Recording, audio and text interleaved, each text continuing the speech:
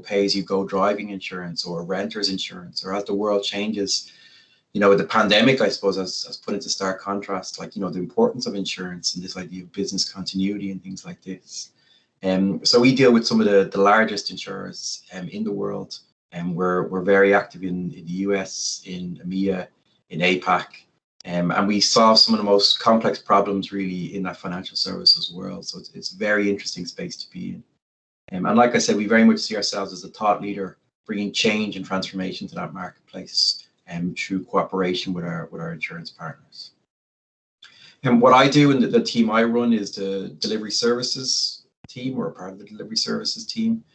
So what we do is we are the customer facing element of our organization. So we are the people who go in and work directly with an insurer to deliver a system to them. So fully understand what they want, what value means for them, and what challenges they're facing, and how our systems can help meet those challenges. And then we adapt and modify our systems to meet them, and also integrate those systems into their technical ecosystem. So it's an incredibly technical job, but it's also very much a consulting job. So it's a job that requires strong communication and understanding of how to interact with people and build relationships. So as I said, the professional services group in Guidewire has 800 people, and we've done over 600 implementations. At this stage, this figure is slightly old, over 200 major upgrades, and we are 100% focused on our industry. So we have a real laser focus to solving the problems of our customers in that industry. We're not distracted by other industries or other areas that we could get involved in. Just to put into focus, the P&C, or the property and casualty insurance industry, is worth probably around $4 trillion a year, give or take, which is $4,000 billion. So it's the second largest financial services industry after banking. So it slightly flies under the radar because, you know, you want to buy insurance and never use it, but when it's there, you really need it. And it is a gigantic financial services sector that we deal in. So we have 4 locations in the GSC. So we have offices in San Jose, in Exton, in Dublin, in Madrid, and in Kuala Lumpur. And I was actually involved in the setting up of the Kuala Lumpur office. I was out there a few years ago when we were hiring our first people, when we were kind of choosing the office and things like that. So it was a very exciting time. I was actually meant to be out again last year, kind of the middle of last year, but obviously with the pandemic and with COVID, I wasn't able to travel. So I'm really looking forward to getting out again at some stage over the next year or so. You know, hopefully when travel opens up again, because I think, you know, actually meeting our different offices and being able to visit our different offices and see people interact and talk to them is a very important part of what we do. I don't know if you've seen pictures of the KL office, but it's really good. It's really fun. You know, I think it encompasses our culture an awful lot, of collegiality, of cooperation, of communication, of enjoyment of your job as well. Of like that, yes, we do a difficult job and it's challenging, but we want people who are willing to face those challenges and enjoy those challenges, but also really enjoy working with each other, and really enjoy working in a very, very, very collaborative space. You know, where we mentor each other an awful lot, we help each other an awful lot, we're always pushing each other to do better. So I think our office kind of encompasses that quite a lot, in that, you know, we have great collaboration space in the offices and the conference rooms, but also in things like pool and stuff like that as well, where we can kind of relax a little. So I just wanted to go through, I suppose, the interview process for Guidewire, just in case anyone hasn't covered it. So I'll kind of go over this quickly. So for our technical roles, it starts with a code test. We then have a chat with a recruiter, a technical phone screen, and a final round. So at every stage, I suppose, it is technically focused, but with an emphasis as well on communication, the ability to talk and communicate. You know, I would say that our interview process is, it's not long, it's actually quite short. Like, we'll try and get through these interviews quite quickly, but it's also, you know, very holistic. It's about the whole person. It's not about just one particular skill. So, you know, while we'll focus on things like technical ability in the phone screen, we'll also just look at communication and the ability to talk to a customer and stuff like that as well. And our final round, we cover multiple areas, you know, from cultural fit to kind of like career progression and things like that as well. So it is very much looking at someone in a long-term idea. So we look at people to stay with the company 5, 6, 7 years more. And we really like the idea that people will come in as graduates and become architects, become people managers. And we do have a number of architects now that would have joined us as graduates, and we have a number of senior architects who would have joined us as graduates. And it's brilliant to see that progression of people through their careers, you know, meeting new challenges and learning new things as they kind of start from that grad space all the way up to very, very, very senior technical leader spaces. So I suppose the main bulk of my talk today is going to be soft skills and what soft skills are and the importance of soft skills. And I suppose it is a good place to start because I think it's a term that's used, but it's quite vague. And I suppose the way I would define soft skills is that they're every non-technical skill that you need to succeed in your career. So everyone who kind of goes to college and does a job has a technical skill that they have.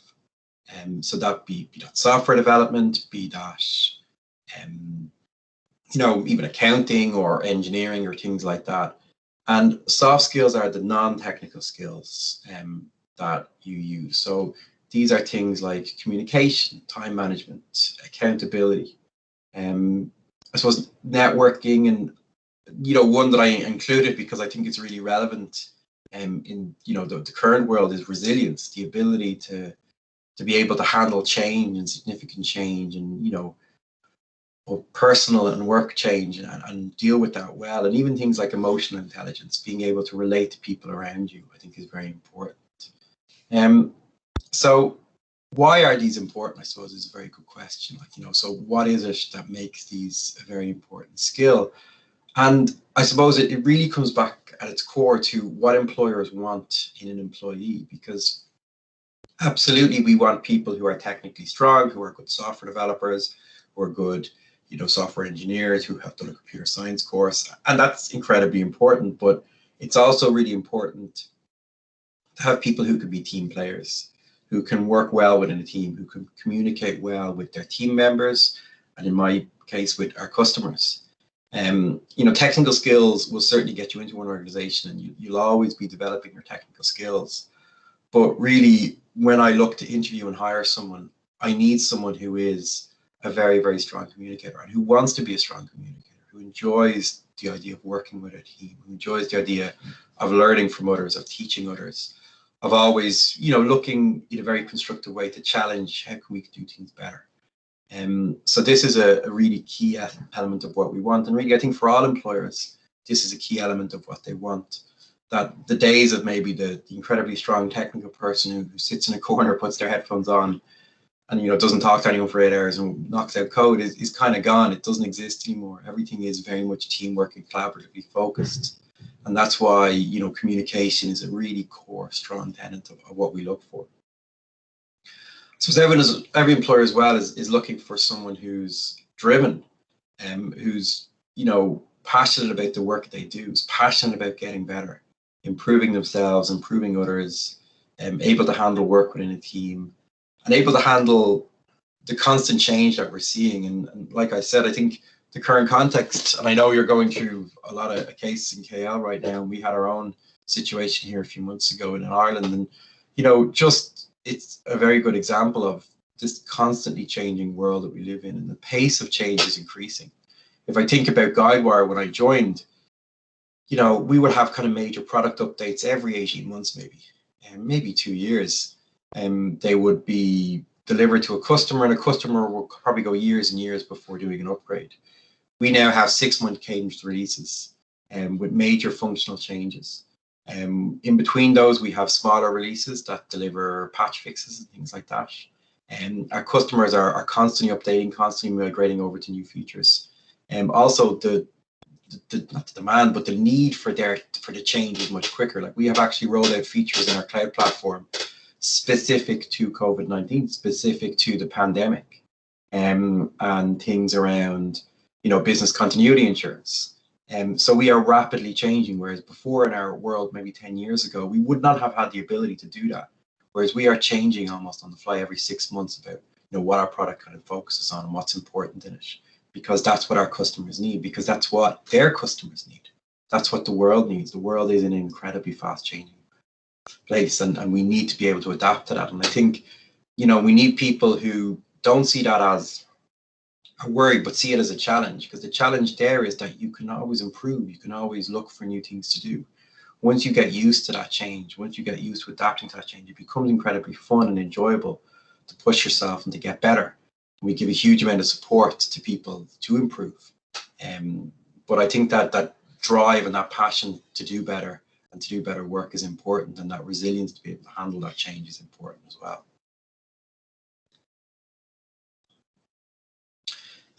So the next thing I'm going to talk about specifically is communication. And communication is important, and I suppose, you know, there are really only kind of global companies these days. It's very rare that you'll meet a small company who works in one region. And, you know, for Guidewire, we work, like I said, across 13 offices around the world. The GSC in particular works across 5 time zones. You know, we work with people from multiple cultures, multiple backgrounds, multiple ethnicities. You know, communicating your needs, working with mentors and team members is of huge focus to us and of huge importance to us. You know, we have people on teams who are spread across 4 or 5 regions. Like, we have a project that we're delivering in the US right now that, as far as I know, is actually spread across our 5 offices. That has people from San Jose, Dublin, Madrid, KL, and Exton, and it has people working across these, and it has handovers for time zones. It has leads in one region who are leading a team in another region. So communication and the ability to communicate between all these groups is of huge importance. The ability, I think, as well as a graduate, to communicate your needs is very, very, very important. So to work with your mentors, your team members, and your leads, talk about maybe what you need to learn, what you need to get a bit better at, so that we can improve you, so we can make you better, so you can always be growing, I think is really important. And in the GSC particularly, we put a huge emphasis on development in your first 18 months or 2 years. So a huge element on grad programs, on really, really strong mentoring, on having a one-on-one relationship with your consulting manager, who would be someone like me, and with your other leads as well, and your track leads, to help kind of grow you as a person. So to help really give you those building blocks to kind of improve in the future, and to give a really solid foundation for your career. I suppose I just wanted to talk about, you know, interview skills. So I know this is a graduate group, so I think it's important to talk about maybe how to sell these skills in an interview. So I suppose there's a couple of basic things, like know your CV, research the company, know the role, ask questions that matter to you. So think about what matters to you. Think about what's important in a job or a role for you.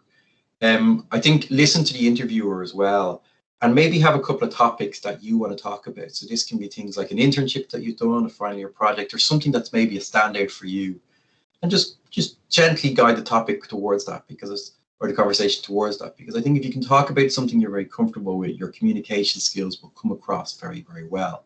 You're always going to be a better communicator talking about something that you know than something that you don't. So I think these are just maybe some tips about kind of communication skills and how you can actually use communication to your advantage in an interview.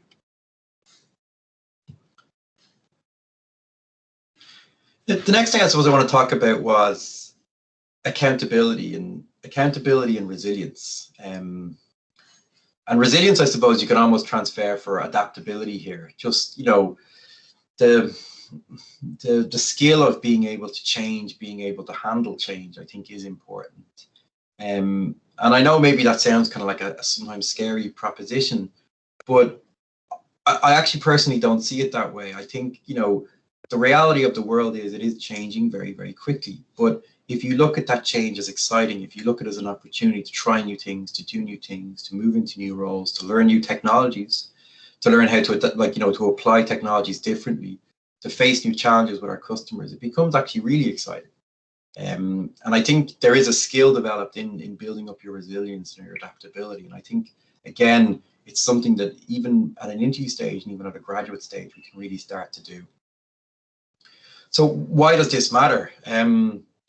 So I think, you know, what I look for in an interview in a graduate is that you're showing us as an employer that you can handle challenges ahead. That in a stranger, I don't particularly know what exactly your job is going to be like in 5 years or 10 years. I can have an idea depending on the path you go down, but in terms of what technology stack you use, in terms of what technical challenges you face, I'm never going to be 100%. So really when I'm looking to hire a grad, what I'm looking to hire is someone that I feel has the basic resilience skills to handle that change that's happening.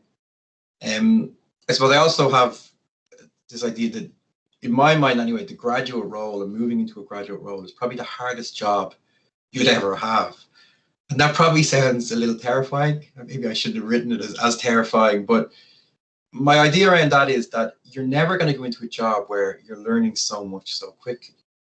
Every other job you have after being a graduate, you'll have experience. You'll go in as, a senior developer or, a track lead or a team lead, and you'll have done a job previously. So you'll have a lot of, basis to put that on. I think in a graduate position, your technical skills very quickly top out. So we hire for potential. We don't necessarily hire thinking, great, the things that you learned in university will last them years and years. It certainly does last you a while, but you're very quickly learning new skills. And within about 6 months, you're probably applying more new skills than old skills. So you're probably applying more of the new things you learned than the old things you learned. You also, I suppose, experience rapidly very new challenges and opportunities. So even things like your office environment, like I said, your communication, your training, all that's going to be quite new to you. So I suppose showing that you kind of have that ability to adapt and change and handle that is important. It also is ongoing. It's really happening everywhere. And I think, like I said, the industry we're in right now, kind of very quietly, but I think will affect quite a lot of people, is going through a huge change, a huge shift. And like I said, I referenced kind of car insurance as a very interesting example in that, in 15 years, will we own cars, or will it just be a kind of a Wago model of, pay as you go car rental? And how will that change the insurance model? The change in home ownership in certain regions is causing a lot of change in how insurance handles that in terms of renters insurance that moves from rent to rent, things like this. Obviously as well, like complex commercial insurance around business continuity is very important and very relevant right now. And something that we're all kind of looking at as we're kind of going through this COVID time. And this idea about constantly evolving to survive and to thrive is important. I think people in their careers, the people who are most successful are those who are constantly evolving and are open to change and open and welcome change and welcome that opportunity to get better. So I think that's, to me, why resilience is quite important. Again, kind of just to come back to interviewing for resilience, I think one of the ways we would definitely look for it is someone's ability to deliver in difficult circumstances. So that can be a subject they found hard or challenging. It can be, a team-based environment that they found difficult, maybe because of the people they were working with or the circumstances around it. Really, it's quite different for every individual.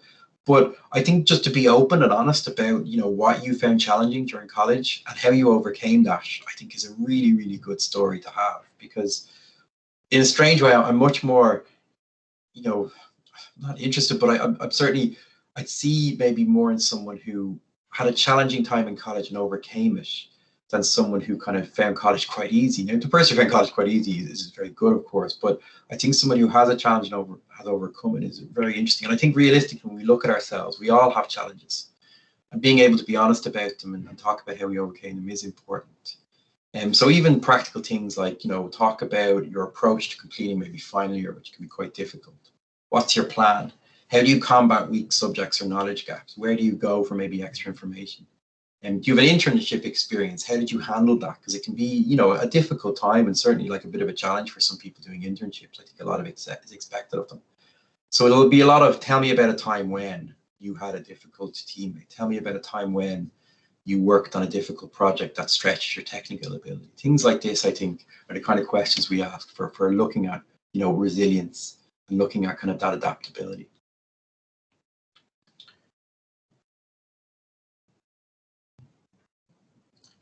So the next thing I suppose I want to talk about is kind of some of the building blocks of success. I'm going to spend a little bit of time on this because I think it's quite important. And I think, again, kind of come back to the ethos of this talk about the future of work.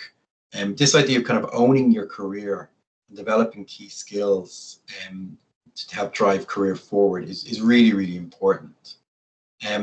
So there's a couple of key skills that I'm going to talk about here. And I'll just start with the first one because it's incredibly important about finding strong mentors, and I suppose also being a strong mentor. So we take this idea of mentorship incredibly seriously in Guidewire and in the GSC. And the GSC is an organization, we hire a huge amount of graduates in every region.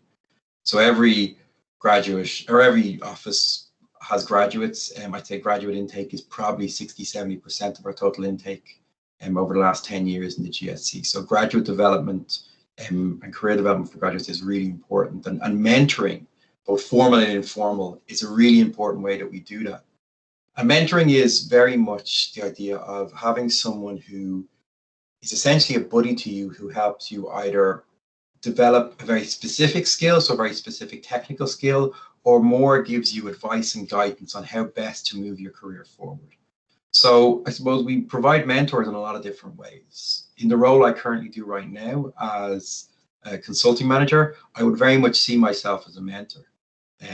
All of our managers are mentors, that we have a team of people that we deal with, and we have very much a one-on-one relationship with them. We get to know them as a person. We get to know what do they want to achieve, and what strengths do they have, and maybe what gaps do they have as well that we need to overcome and develop a little.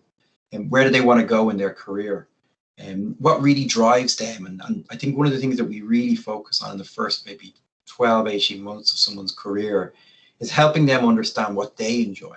So, some people really enjoy that customer facing aspect. They get a real thrill out of talking to customers. Some people really focus on the technical work. Some people really like the organizational work of kind of like, being kind of that organizer in a project and really developing those agile skills.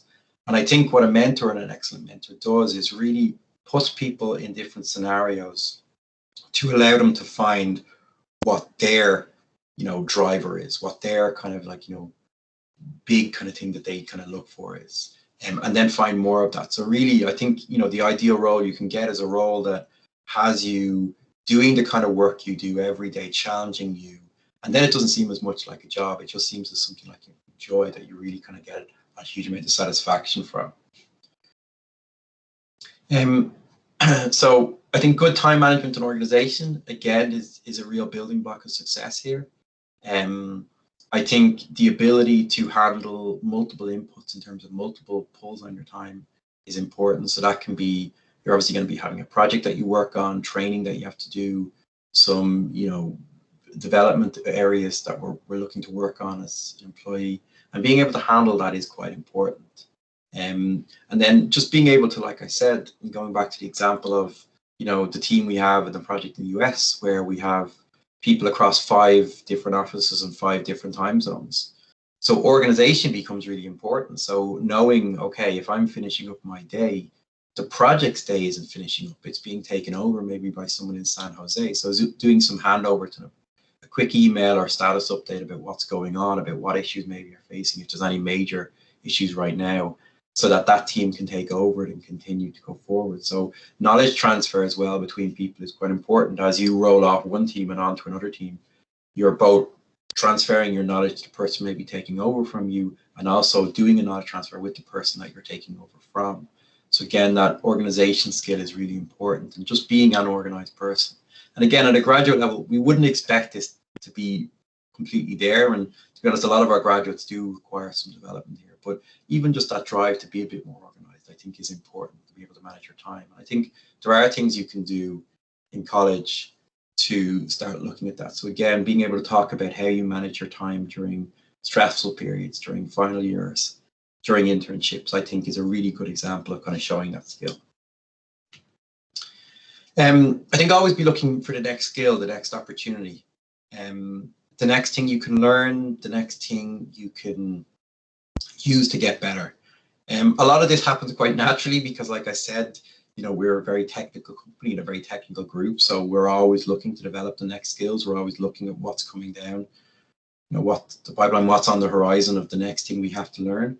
But I think for yourself as well, just getting into this mindset of looking at what skills are important, looking at maybe how the industry is changing, talking to your peers and talking to maybe your mentors and your leads and people you know and trust about what do you think is important, what do you think this job is going to be like over the next few years, or whatever role you're in is going to be like over the next few years. And being proactive about that as well. So talking to your manager about, I want to learn XYZ skill because I think it's important, and here's why, is actually getting really, really good. It shows a huge proactivity around learning. So not necessarily just being, a passenger in your career, but actually driving it forward. So being in control of it to a certain extent. So, I think a lot of people kind of can get into the habit maybe of just being pulled along by what a company does, but I think you should always be very cognizant and aware that it's your career, that you're the one who drives it forward, you're the one who makes it. So knowing exactly what you want to achieve as well. Is there a specific role or skill set that you think is important that you would like to develop? So I think that's something that definitely we should be looking at. This is, I suppose, something that I would tell all the graduates that I deal with and talk to, is that you know your role better than your manager. And what I mean by that is you know what you need better than your manager does. Your manager can absolutely give you advice and guidance on what you need, but you know the challenges you face more than anyone else. So again, being a really strong advocate for yourself about the kind of skills you want to develop. So talking to your manager or talking to your mentors about, what skills do you want to use? What's the next thing you want to learn? And I think, your manager, in a good company, your manager really facilitates your growth. They don't always tell you what to learn. They kind of say, well, what do you think is important? Thinking honestly about your role, what do you think is the things that you would like to do better at, the challenges you face? If you have a very strong idea about what role you want to go to in the future, they'll kind of build up a whole roadmap with you of skills and skills development to get you to that stage. But again, it comes back to that point that you know your role, you know your career better than your manager does. And your manager really, in my mind anyway, as a manager, they're not there to tell you exactly what to do. They're not there to say, here's the next 6 things you learn, go. And it's the same for everyone. It's to really get to know you incredibly well, and then build up a strong enough relationship with you that then you can come to me and say, look, I'd like to get better at communication. I feel that maybe in some group meetings, I'm not as communicative as I would like to be. I don't maybe get my point across as forcefully as I would like. So let's work through some scenarios and let's do some coaching and some mentoring to help me get better at that. But it's not for me to then come in inside and say, look, I'm not listening to you. These are the next 3 or 4 things you've got to learn. So I think if you can kind of get into that mindset of knowing your role, of knowing what gaps you have, of being a bit introspective about kind of where you could grow, it is definitely something that could really facilitate you throughout your career. And the last one, I suppose, is be proactive. So very much kind of be the owner of your career, be proactive in terms of what you want. I know a lot of this group is, pretty much all of this group is at a graduate level. So I think, being proactive around even the role you want and being really thoughtful about what kind of company do you want to work for? What kind of role do you want to do? And I think when you're thinking about the kind of company you want to work for me anyway, one of the really, really important elements is culture and training. So as graduates coming out of college, a huge amount. You've gone through 4 years of a technical degree. You have a lot of very, very strong technical skills, but you also have a huge amount to learn, as does everyone in the technical world. There's always stuff to learn and always new things to learn. So I think, talking to an employer about how are you going to grow me is a very good mindset to bring into an interview. So really look for kind of practical things, practical skills that they're going to give you. Look for a plan, look for a structure. I think the first job you have out of college is probably the most important job maybe you will ever do. It certainly, is very transformative and really informs kind of your future career. A bad first job out of college, or a first job where you maybe get stuck a little bit, where you're in somewhere that you're not learning an awful lot, where the culture isn't great, can set you back a little bit. So I think, be very proactive about what you want to achieve and know what you want to achieve. And really know kind of like, what that means to you. So I think, ask very specific questions. If you look for very specific skills, know what's important to you. Is that technical role really important? Is learning and honing your technical skills really important? Is building up your communication really important? Is there something else that you would really like to achieve in the future? And being very kind of proactive and focused on that, I think is something that definitely you should be looking for kind of at this graduate level as you're moving into employment.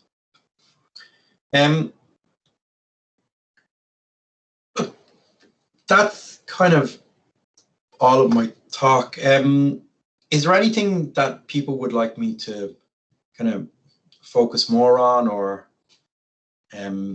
talk a little bit more about, or any area that I talked about that maybe people would like me to chat a bit more on, or if you have any specific questions about, let me turn my camera back on, any specific questions about graduate recruiting, interview process, development. Like I said, I'm very much kind of involved in that space, so I'm more than happy to kind of talk about really anything related to that.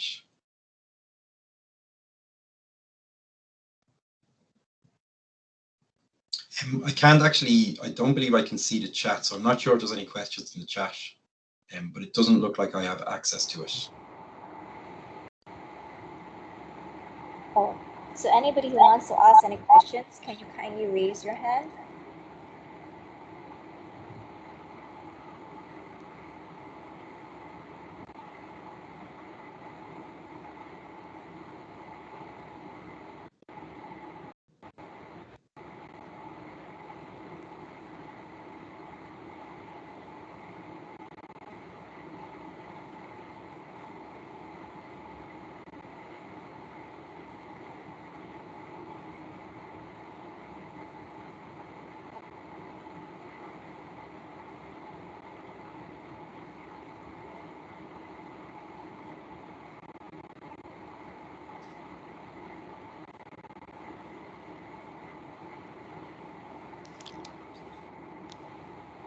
Hi, good afternoon.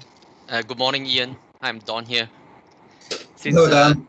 Hi, since there are no other students raise the question, maybe I will just throw you one. Yeah, absolutely. Now, interestingly, you have interviewed many candidates in Europe as well as in Malaysia, since the start of Galra KL. Would you be able to share with us in terms of the type of soft skills that you observe commonly a strength in KL folks, as well as the possibility that that we are not as outstanding as those Europe candidates that you have seen? Could you see any differences based on the cultural differences? Yeah, it's really, really interesting. So for one thing, I've been hugely impressed with the level of talent within KL. So I suppose, look, I knew very little about Malaysia and KL. I've been here. My dad, when I was much younger, lived and worked in Singapore for a while. So I was in KL when I was about 13. And remember, just it was a bit of a culture shock when I was here, but I loved the city, so I was always really excited to come back.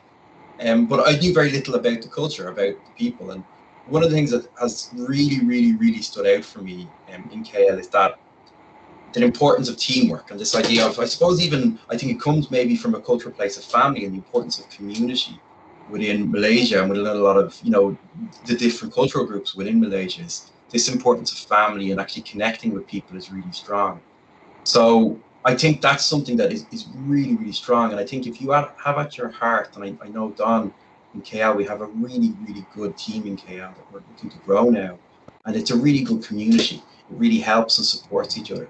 And actually, as a soft skill, I think the want to improve, the want to help the person sitting beside you, the want to teach them something, the want to learn from them, and work very closely with them and regard them maybe more as just someone you work with, but as a friend, as a really strong colleague, I think comes across really well. I think as well, the communication skills in KL are good.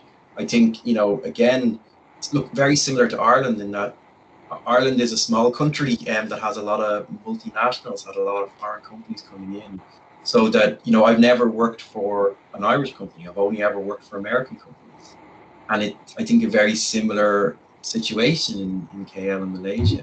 So that ability to communicate across regions, to communicate on video calls, phone calls, things like that is quite important too. And again, comes across very strong. I think on the technical level as well, the technical skill we're seeing from KL students is really, really good. And maybe I'm out of the technical game a little too long, but I'm sometimes wowed by actually what students do these days and the kind of skills they come out of college with. And I love that in an interview. I love when someone in an interview explains to me something I didn't even know existed. And is able to explain that to me. So is able to kind of talk to me in detail about some very technical area that they focus on maybe in a final year project or an internship. So those are definitely some of the things that I think are important in KL. In terms of how it's different from Europe, I actually don't see all that much difference. I think, again, there's some cultural differences, which I think are really good. I think they're to be celebrated. I love this idea of Guidewire as this multinational company that, has all these people from all these different cultural backgrounds. And I think, celebrating our own backgrounds and our own uniqueness is really important to Guidewire. So we have a lot of groups, employee resource groups, we call them, that actually are really active about, selling and sharing with the whole company what backgrounds people come from. So we recently had a group, because obviously it was Ramadan, we had a group talk about that and, the cultural importance of that. And again, I suppose I wouldn't come from a place where I'd know much about it, but it was really fascinating and interesting to me to hear about that and to hear about, what that means to people. So I suppose to me, like, again, this all comes back to this idea of community, of building a really strong community, of building a really strong culture. And I think I see that really, really, really powerful in KL and the candidates we interview. But Don, does that answer your question? Yes, it does. Thank you so much, because we have been hearing many a times, in the past 20 years working in most of the time with American companies, a lot of local graduates always have this concern: will I meet the expectations of a foreign companies, right? As a local graduate. So thank you for proving the point that we are. Okay, I myself is from a local university as well, from University Putra, Malaysia. So I think we produce quite a lot of graduates that can actually meet the international standards. Thank you for your assurance. No, and absolutely. Like I said, I think you do, and I think to me, you're not trying to be like an American. You're trying to be very much like a Malaysian, like someone from KL. And I think, like I said, the uniqueness of that is really to be celebrated, because I see it as incredibly powerful and something that can really bring back to our whole organization. Okay, thank you. I think someone put a hand up. Yep. Yes, it's me. Hi, Ian. Have you had any experience where during the interview the candidate performed really well, but later, like after 1 or 2 years, then suddenly maybe the performance or in terms of technical ability drops, or maybe did not catch up with the latest progress? Have you had any of that kind of experience? And if you do, if you did, how why you manage this kind of thing? Look, thanks for the question. It's an excellent question, actually. So this idea that someone would do really well in an interview and then maybe after a couple of years not do as well. To be honest, I think if that's the case, I'd probably have to look at myself and our organization and say we've probably failed this person a little bit. That, we hire for potential. And I say this a lot, but we hire for what the future person is going to be, for the person 2, 5, 10 years in advance. So if we see a huge amount of potential in someone and then that potential maybe isn't realized, that's more on us than them. So that's on our training and development. And like I said, we don't really see this, to be honest, because we put a huge focus on just mentoring and training in that first 2-year period. We really look to build up an incredibly solid foundation of skills and of abilities. I think if after a couple of years, what we don't always see is someone maybe who is technically poor, but what we sometimes see is someone who just wants to change, who wants to do a different role, who maybe 3-4 years into a company or 2 or 3 years in, just, fancies something new. And like I said, we are a large company. KL is quite similar to Dublin in that it started with one team, but now there's multiple teams there, there's multiple teams growing there. So what I think is fantastic about this is that there's an opportunity for someone to join in one role and then move into a different role, and actually do multiple almost careers within the same company. So you have that security and safety of working for a single company, but that opportunity to do multiple different things and challenge yourself in multiple different ways. So I think of one example we have of someone in Dublin right now who joined us at a college called Trinity. He was a graduate, and he's probably gone through about, I'd say, 5 roles, maybe 6 roles in Dublin. And he's currently a senior architect in a kind of a customer reaction team. But he's someone who just, has always just looked for new things and new challenges. And I think he's probably an extreme example, but again, a very pertinent example of this opportunity, of this idea of just giving people opportunities, giving people the chance to do something new or change what they do. And for some people, they're going to love that. For some people, they find a job they just absolutely really enjoy and just want to get better at that. So it's not a one size fits all. But I think in your scenario that you painted me, I would be looking at us as a group of managers and say, we need to find out what this person wants and what motivates them. Because they weren't poor when we hired them. They're not poor now. It's maybe a case of finding a role that suits them better, that they can get excited about again, Does that answer the question? Yes, it is. Thank you, Mr. Ian.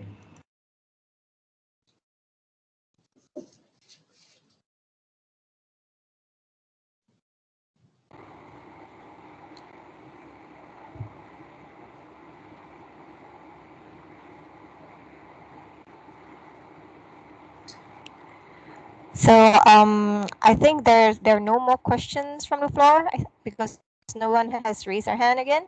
Can we all just put our hands together for Mr. Ian Doyle? Thank you for coming to talk to us about the soft skills that are needed for the workforce in the future. Can we all just give him a round of applause? Thank you so much. Just a reminder to all participants, we're going to put on the QR code for our survey. Can everybody just kindly key in the QR code and fill in our survey? We would appreciate that very much. So thank you, Ian, for coming, and thank you, Mr. Don Tan, for asking the question, and also to Mr. Dr. Zainal for asking the question. Yeah, but thank you, everyone. It's been a real pleasure. I've enjoyed it. I hope you all kind of consider and look at Guidewire as a future employer, because I think we have a huge amount to offer.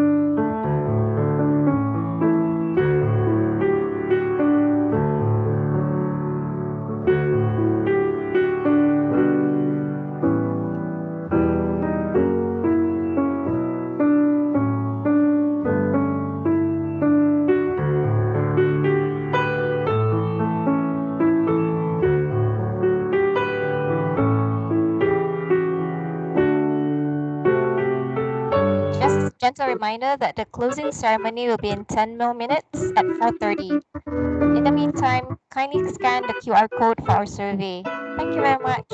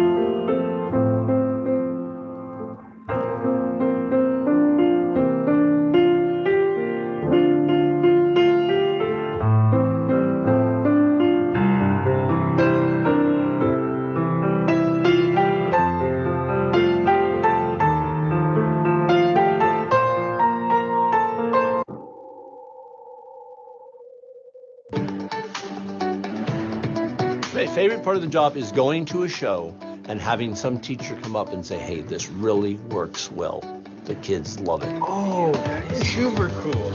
Our goal is to make a significant contribution to science education. And if we can provide the tools so that the student can measure, we can allow them to do science and not just study about science.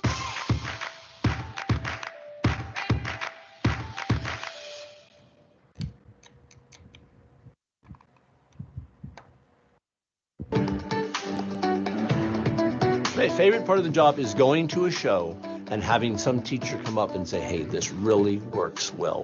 The kids love it. Oh, that is super cool. Our goal is to make a significant contribution to science education. And if we can provide the tools so that the student can measure, we can allow them to do science and not just study about science.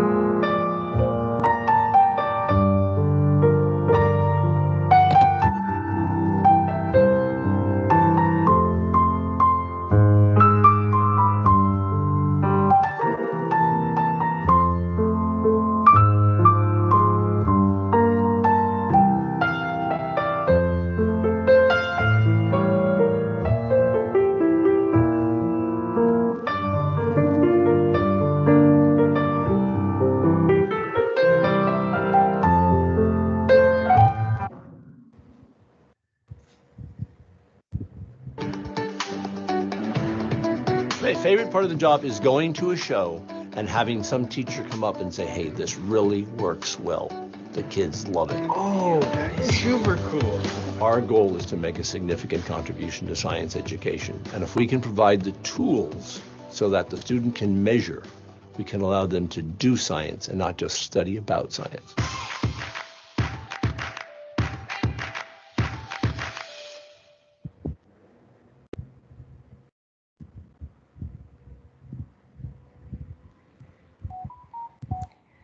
Welcome back to the closing ceremony of the 3rd International STEM Seminar 2021, organized by the Center of Foundation Studies in Science, University of Malaya. We begin the closing ceremony with Doa recital by Inchi Amirul Muhammad Khairi Manan. Inchi Amirul.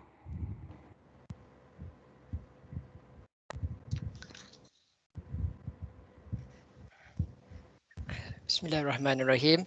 Thank you, Dr. Kartini. We begin our dua with the recitation of Kitab Al-Fatihah.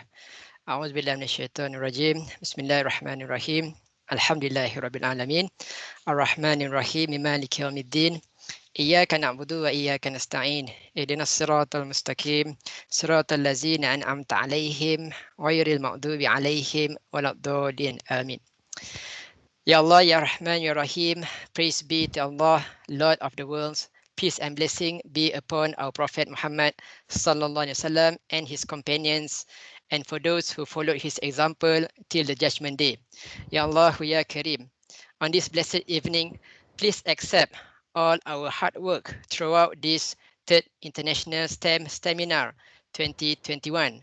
We seek your blessing from the beginning till the end of the day. Ya Allah, give us knowledge which is beneficial for us all in this world and the hereafter. Ya Latif, Ya Shafi, please bless us with your tawfiq and hidayat. Please guide us to greatness. Please, peace, glory, and prosperity in this world and the hereafter. Give us good health and protect us, especially from this COVID-19 pandemic. Ya Allah, forgive us for any of our wrongdoing. ربنا عليك توكلنا وإليك أنبنا وإليك المصير. ربنا آتنا في الدنيا حسنة وفي الآخرة حسنة وقنا عذاب النار. وصلى الله على سيدنا محمد وعلى آله وصحبه وبارك وسلم والحمد لله رب العالمين.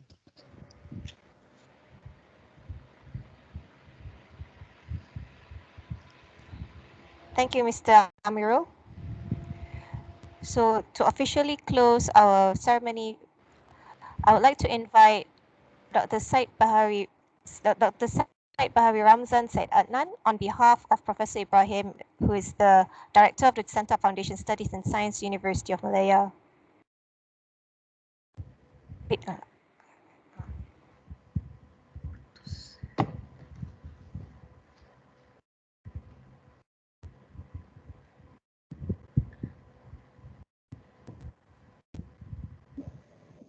Thank you, Dr. Katini.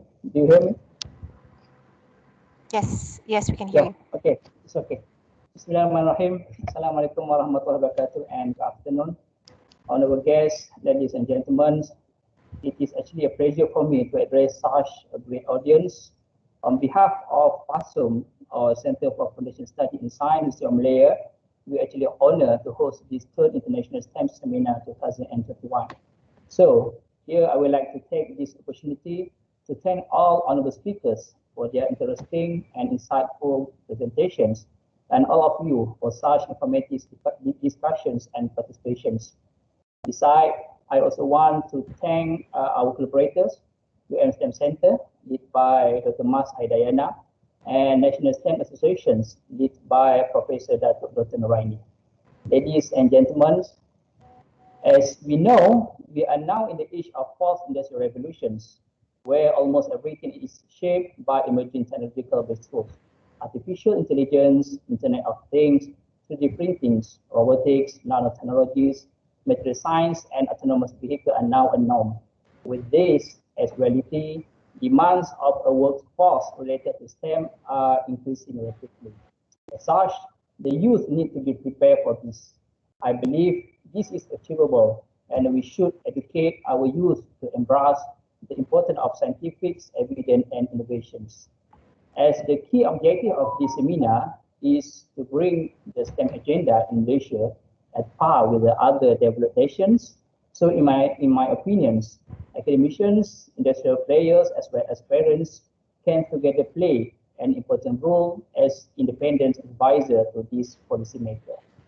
Moreover, with the pandemic that we have experiencing now, we must also make sure that no matter where the student live, there should be access to quality learning environments. Ladies and gentlemen, From the seminar, we have been exposed to very informative plenary sessions and remarkable presentations. So, in order to reach the objective and goals that we have been introduced to in the presentations, we need to develop strong and effective partnership with different educational institutions and organizations. Building network between the educational institution and organization is very important in order to benefit from each other's experiences and insight and to share the best practices. This is an integral part in developing the STEM agenda. I feel that this seminar has served as a great platform for us to listen to interesting ideas on how this could be achieved. Hence, I'm grateful to all those who have been involved in organizing this event, especially to the secretariat member staff under the leadership of Associate Professor Dr. Farida Samsudin, the organizing and technical committees, as well as all members of the secretariat staff who spend their time and effort to see this seminar through. Ladies and gentlemen, we have reached the end of this third International STEM Seminar 2021, and it is a set task to close the door on lively and stimulating presentations, as well as bidding farewell to friends and associates. With this, I hereby close and end the seminar with a deep feeling of honor that the STEM community is the global community that is committed to helping each other in strengthening the STEM agenda among us. So I think we can see you again, okay, for next year or another year, because this is, as have been mentioned, this is actually our annual event. But because of this pandemic, maybe we have the problem to organize in face-to-face. So I think we see you again. Thank you very much.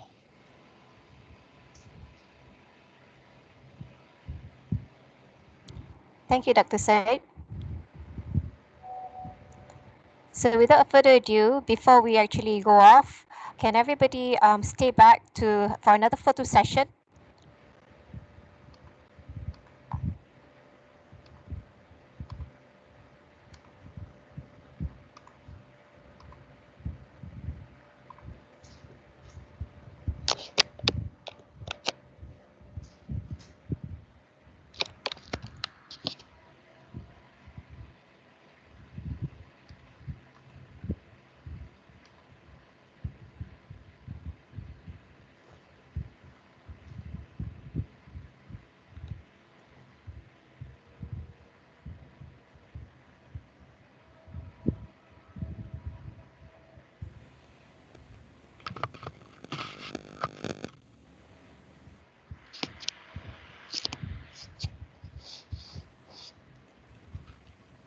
Okay, get ready.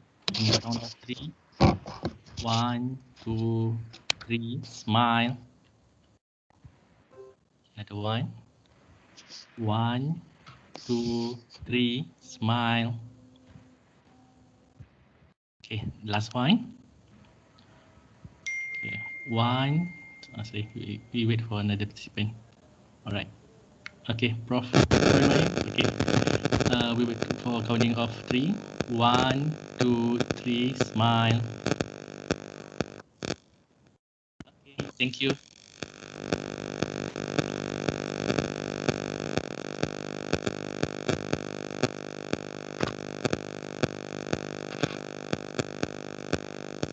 That marks the end of the third international STEM seminar organized by the Center of Foundation Studies in Science, University of Malaya. Before you go off, kindly key in the QR code for our survey. So without further ado, I hope to see everyone in the STEM seminar next year, organized by the Center of Foundation Studies in Science, University of Malaya. See you next year.